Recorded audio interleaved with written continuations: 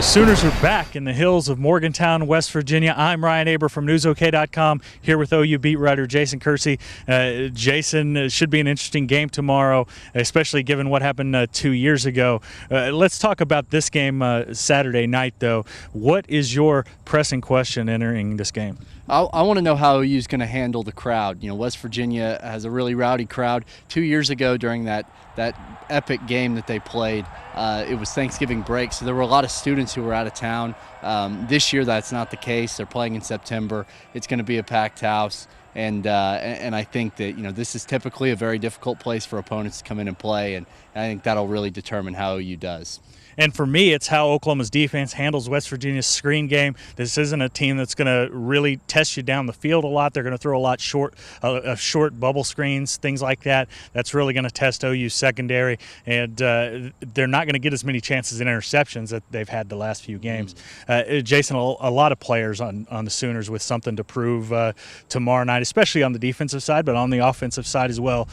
Who's your one player with something to prove? I'll go with Trevor Knight, quarterback. You know, this is a huge game for him.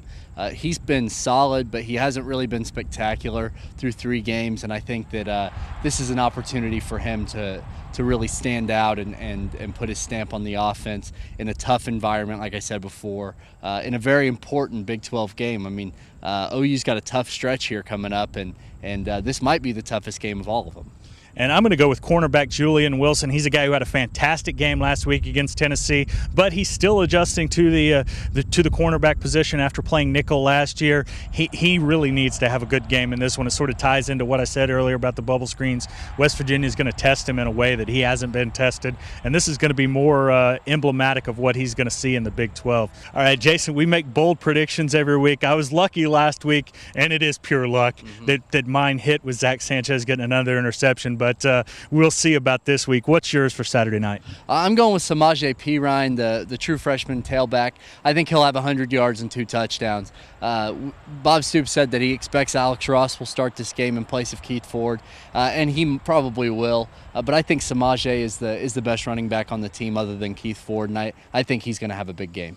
And I'm going to go with the Oklahoma Sooners aren't going to score in the fourth quarter, and that's goes against what happened here 2 years ago when it was a crazy back-and-forth game. But I think, and we'll get to the predictions in just a second, but I think OU is going to build a lead early and then hold on in the fourth. I don't think the Sooners find the end zone in the fourth quarter. Finally, Jason, prediction time.